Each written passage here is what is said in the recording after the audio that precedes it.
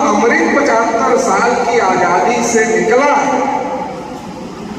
उसमें बैकवर्डों का कोई हिस्सा है कि नहीं है, ये जानने का हक बैकवर्डों को है। शेड्यूल कास्ट के लोगों का कोई हिस्सा है कि नहीं है, ये जानने का हक उनका है। शेड्यूल ट्राइब के लोगों का, माइनॉरिटीज के लोगों का कोई हिस्सा है या नहीं है, जो उनका हिस्सा है वो उनको मिला या नहीं मिला, ये जानने का हक हम लोगों का है। साइड पर ये जानने का हक हम लोगों का है, मगर ये हमको कैसे पता चलेगा? हमें तो केवल ताली बजाने के लिए रखा गया। आजादी के अमृत उत्सव के नाम पर ताली बजाओ, 15 अगस्त आए तो ताली बजाओ, कोई और दिन आए तो ताली बजाओ, कोई और दिन आए तो ताली बजाओ, मगर हम अपने हक अधिकार के बारे में जब कोई बात करते हैं तब कोई बात इस देश की मीडिया, टीवी, अखबार, सरकार सुनने के लिए तैयार नहीं। तो सवाल यह है कि इसका मतलब हम पूरी जोर से अपनी बात नहीं कर रहे, पूरे मन से अपनी बात नहीं कर रहे। अगर हम पूरे मन के साथ, पूरी ताकत के साथ अपनी बात कर रहे तो भारत में कोई ताकत नहीं है जो हमारी आवाज को रोक सके, हमारी आवाज को दबा सके और हमारे हक अधिकार हमको ना मिले, ऐसी कोई ताकत भारत में नहीं है। लेकिन हम पूरी ताकत के साथ अपनी बात नहीं कह रहे। क्यों नहीं कह रहे? क्योंकि हमारे समाज को सही क्या है और गलत क्या है ये पता नहीं। 75 साल से हम ये तो समझ रहे हैं कि 15 अगस्त 1947 को देश आजाद हो, ये हम समझ रहे हैं। हम साल 15 अगस्त मना नहीं रहे, लेकिन हम ये नहीं समझ पा रहे कि आजादी में हमारा क्या अधिकार है संविधान में।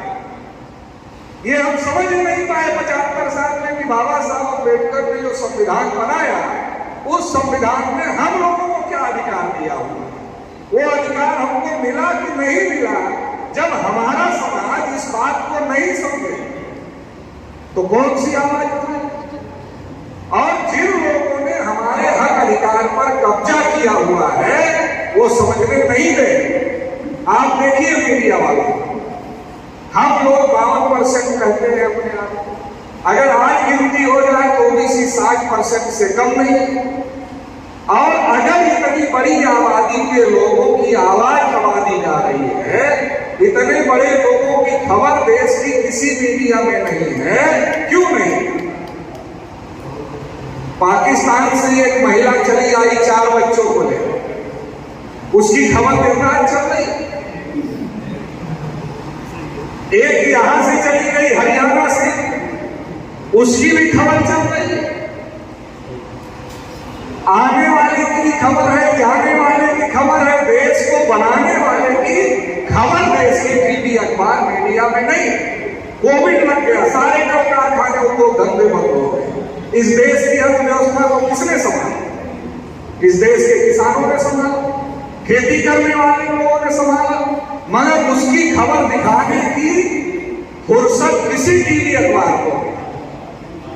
एक बाबा है घूमना, उसकी खबर देवराज चलती है। बाबा चमत्कार कर सकता है, नहीं कर सकता है, इस पर डिबेट होता है और दोनों प्रकार के लोग बिजी हो गए। जो चमत्कार पर विश्वास करते हैं वो तो देख ही रहे, और जो चमत्कार पर विश्वास नहीं करते, वो भी टीवी के अंदर घुसकर देख रहे हैं कि ये करता कैसे है। तो ये जो स्थिति है,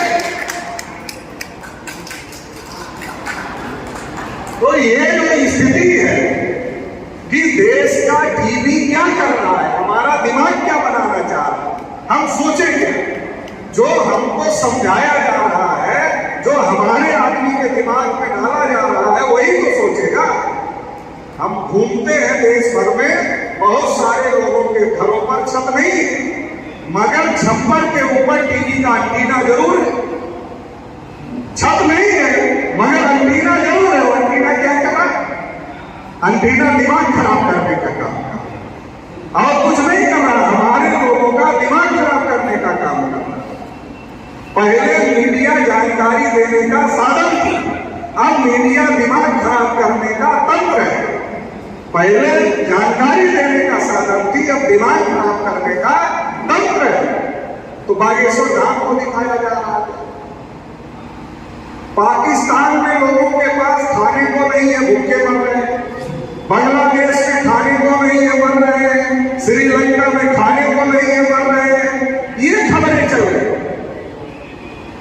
भारत में क्या है, इसकी कोई खबर नहीं चल रही। भारत में लोगों की क्या स्थिति है, किसान आत्महत्या कर रहे हैं, नौजवान आत्महत्या कर रहे हैं, इसकी खबर भारत का टीवी अखबार नहीं दिखा। उनको पाकिस्तान, बांग्लादेश, श्रीलंका की चिंता नहीं है। उनको इस बात की चिंता है कि भारत का आदमी सवाल न उठाए सरकार के ऊपर। इसको अगर संतुष्ट करना है तो पहले ही समझा दिया जाए। अरे पाकिस्तान मर रहा, श्रीलंका मर रहा, बांग्लादेश मर रहा, तुम तो बचे हो। सरकार से सवाल क्यों पूछ रहे हो, तुम तो बचे हो। फिर आरएसएस वाले जाते हैं और कहते हैं अरे मोदी जी है, बच गया देश, नहीं तो बचने वाला नहीं था, तो चला गया होगा कोविड में, तो मोदी जी ने बचा। टीवी वाले पहले बता कर रखे हैं पाकिस्तान मर रहा, श्रीलंका मर रहा, बांग्लादेश मर रहा, फिर आरएसएस वाला पहुंच गया, कहा मोदी जी है इसलिए बच गया।